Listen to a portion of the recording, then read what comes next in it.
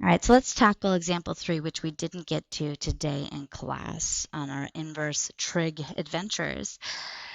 Let's just break down. This is an inverse trig question because we can see our tan inverse or arctan, however you want to write it. As discussed in class, this is the same thing as arctan of 3x.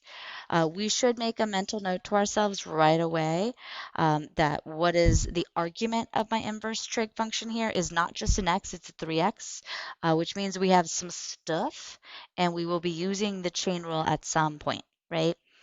But also we can see we have the equation to the line tangent. So equation to the line means we're going to be using probably our point slope form, right? We love her.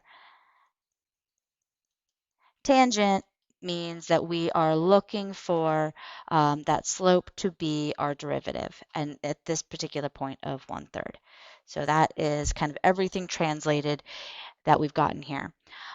We do know that we need a derivative function, right? So let's go and start there. F prime of x, well, that's the derivative of arctan, and we covered that one today in class. It's also on the set of notes on the other side of the page. And I think Brian provided it with a U. I'm going to give it in the format that you'll have to fill it in for your first page, um, which is that our derivative of our arctan function is 1 over 1 plus x squared. And now we have to pay attention to here, we do have stuff, right? That 3x instead of just an x. So arctan of stuff, the derivative of that would be 1 over 1 plus stuff squared. So let's just go ahead and write that out. So we have 1 over 1 plus, and we're going to throw our stuff in here, just like when we have e to the stuff and all of our other beautiful questions. Now it is a chain rule question, so while we shoved our stuff in for that x, we also need its derivative, and the derivative of 3x is just a 3. So we want to clean this all up. This is 3 over 1 plus 9x squared. Now, I want to take a moment because Ali said y'all were having some questions about where exponents went. So here in this case, because that exponent of 2 is touching some parentheses, it does apply to both factors here, the 3 and the x. But that is sort of in comparison to if it had been like a 3x squared. Here that power is only touching the x. It only applies to the x, so we don't end up with a 9 or anything silly. This is, right, if we rewrote this, this is 3 times x squared versus the other one here, which is 3x times 3x. Okay, so random aside to clear up, hopefully, what Ali was telling me y'all were struggling with.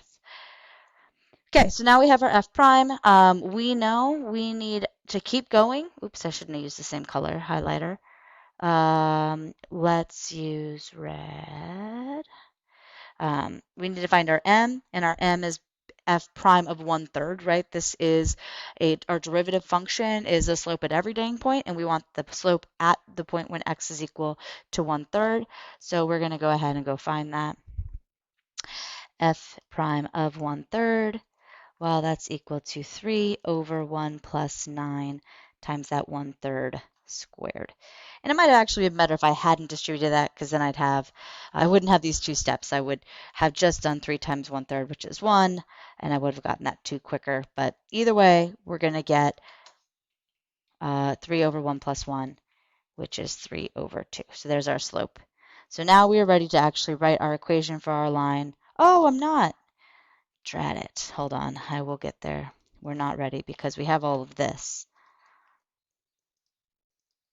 But we're missing the silly y1. Boo. Boo earns.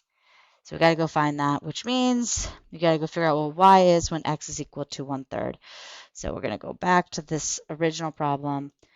Y is equal to tan inverse of 3 times 1/3, which is equal to tan inverse of 1.